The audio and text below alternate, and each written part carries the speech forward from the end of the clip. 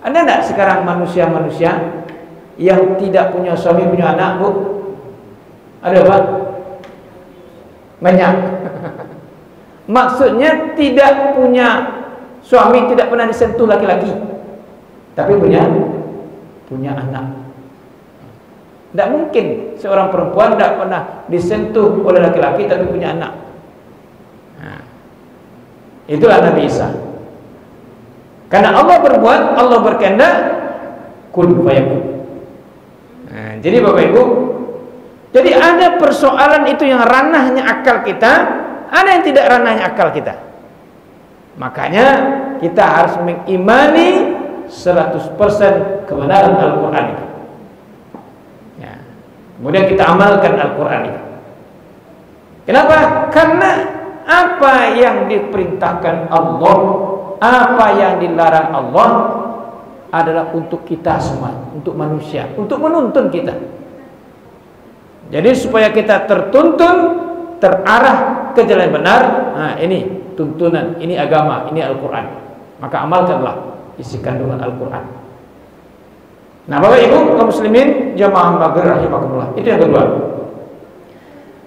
Kemudian yang ketiga, kewajiban kita kalau kita mengaku beragama Islam, yang ketiga adalah setelah kita pelajari ajaran Islam, kita yakini kebenaran, lalu kita amalkan Islam itu. Kemudian yang ketiga, kewajiban kita adalah mengajarkan ajaran Islam. Ajarkan ajaran Islam. Artinya setiap kita wajib berdakwah, wajib menyampaikan kebenaran itu. Ada orang yang beranggapan Bapak Ibu, dakwah itu hanya kewajiban para ustadz, para mubalik. Nah, ini yang perlu kita luruskan. Dakwah itu bukan hanya kewajiban para ustadz, para mubalik, para ulama, tetapi hukum dakwah itu adalah fardhu ain. Adalah kewajiban individu. Setiap kita wajib berdakwah. Setiap diri wajib menyampaikan kebenaran. Wajib mengingatkan.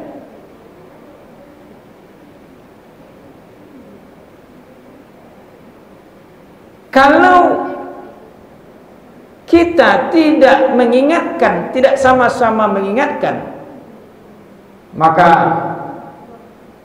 di dalam Al-Quran surah Al-Imran Allah berfirman, apa kata Allah? Wattaqu fitnatan la tusibanna alladziina zalamu minkum khassah. Takutlah engkau akan suatu siksaan, akan suatu bencana yang didatangkan oleh Allah, yang diberikan Allah, bukan hanya kepada orang yang zalim saja bencana itu diberikan Allah. Bukan hanya kepada orang yang berbuat maksiat itu diberikan bencana oleh Allah. Bukan hanya itu saja. Tetapi kita orang beriman karena juga. Lalu pertanyaannya, orang beriman yang bagaimana? Orang beriman yang membiarkan kemaksiatan itu merajalela. Orang beriman yang membiarkan kemaksiatan itu terjadi. Nyuan yang senyum.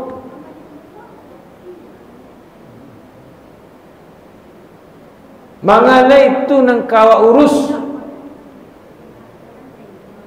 inyusan nang kawa dosonya, kanewa. Bahkan kata Rasulullah, ampe puluh rumah, kanan kita, kiri kita, muka kita, belakang kita ikut mendapatkan bencana akibat kita membiarkan kemaksiatan yang mereka lakukan. Membiarkan saja Pak. Misalnya Bu, ada di tempat kita tinggal, di sebelah rumah kita ada orang ngontrak, hanya lu suami istrinya, ini lalu berdua. Padian sakane ketika datang murka Allah, sampai puluh rumah sekelilingnya ikut mendapatkan bencana akibat kita membiarkan kemaksiatan itu merajalela. Nah, karena itu Bapak Ibu, mari kita saling yang mengajak orang kepada kebaikan. Di dalam Al-Quran namanya dengan istilah amar ma'ruf nahi mungkar. Ajak orang berbuat baik, cegah orang daripada perbuatan kemungkaran. Terutama Bapak Ibu, yang paling kita utamakan, yang paling kita selamatkan itu adalah keluarga kita, anak-anak dan cucu kita. Itu yang paling utama Bapak Ibu. Ya. Jangan biarkan generasi kita itu hancur, jangan biarkan generasi kita itu rusak. Sebab Bapak Ibu, kalau saya melihat hari ini keadaan kondisi generasi kita hari ini, para pelajar, para siswa dan mahasiswa hari ini, saya mengatakan generasi kita kok lah banyak anak rusak, Pak. Lah banyak anak hancur, Bu. Apa indikasi generasi kita rusak? Pertama, tawuran, Pak. Di Tampe Ambo tinggal, Bu, di Kuranji, itu Kapolsek Kuranji mengatakan sudah termasuk zona hitam. Zona hitam tawuran. Itu polisi latagan simpang bypass sampai Balai Baru itu, Pak. Boleh malam minggu. Ya. Hampir tiap hari tawuran. Ini pelajar, para siswa berbagai lah punya grup-grup geng masing-masing. Luar biasa. Ada poskonya masing-masing.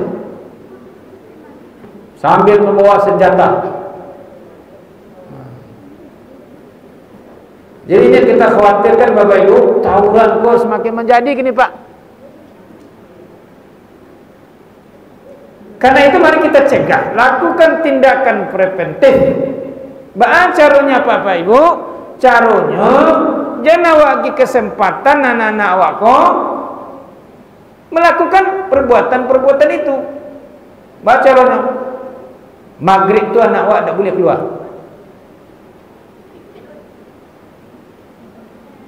Mengaji di rumah, solat, buat PR, buat tugas. Jangan buat buka keran. Jangan kita biarkan. Bapak Ibu, 1 tahun yang lewat ada kejadian yang luar biasa saya lihat. Saya pernah mengantarkan keluarga saya ke rumah sakit. Masuk ke ruang instalasi gawat darurat. Nah, ketika masuk ke ruang darurat itu, Pak, tak tanggung rami orang situ.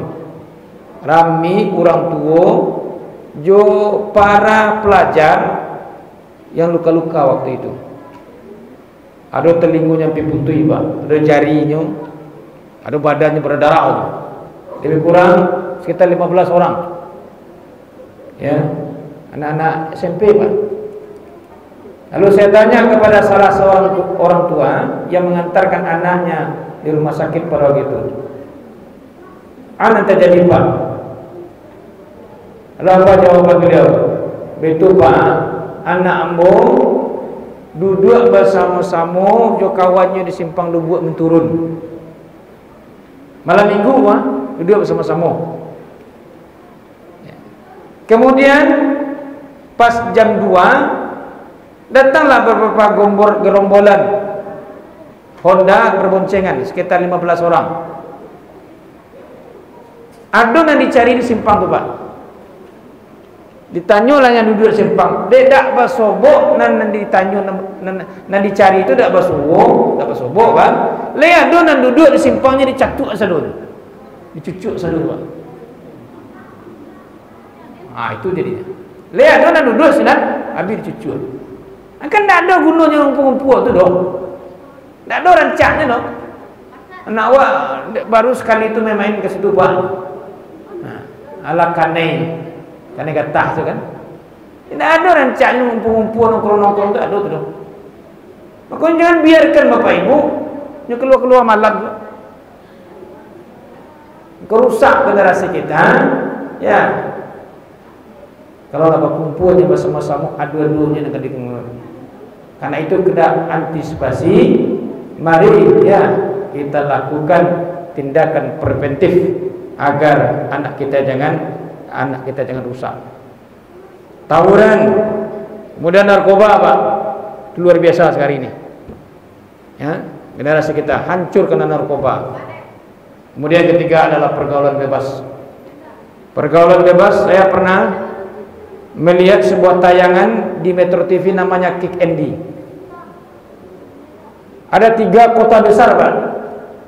Ibu, Jakarta, Yogyakarta, Jawa Timur. Dari 3 kota besar itu, 30% diantaranya mereka lakukan penelitian, 30% generasi muda kita, para siswa sudah melakukan hubungan free sex, seks bebas sebelum nikah. Yang paling banyak itu di Jogja. Dari 30% itu, 20% diantaranya mereka lakukan tindakan aborsi. Apa itu aborsi, Pak?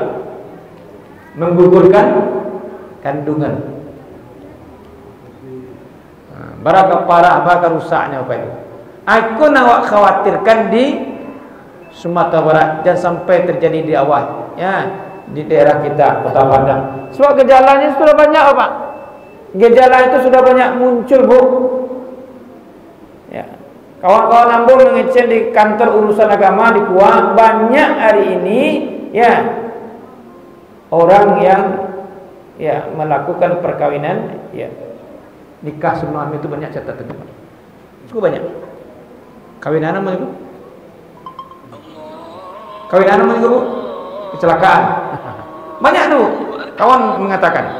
Nah, jadi Bapak Ibu, karena itu kita saling mengingatkan, maka karena itu kita saling mengajak kepada kebaikan, kita selamatkan terutama anak-anak kita. Terakhir Bapak Ibu, ya, yang keempat, kewajiban kita kalau kita mengaku beragama Islam wajib membela ajaran Islam. Jadi kalau Islam dihina, dilecehkan, nah, tunjukkan rasa Muslim kita. Kadang-kadang Islam dilecehkan, kawan yang tanya. Dibuat gambar Nabi, gambar teroris, kita diam saja. Apalagi yang diintimidasi itu saudara kita.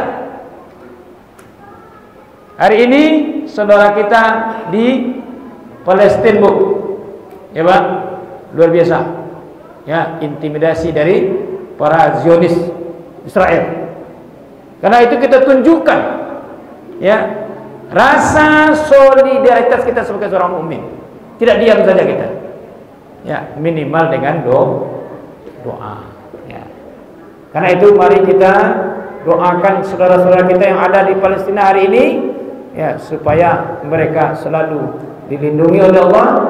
Semoga mereka selalu, ya, mendapatkan yang terbaik,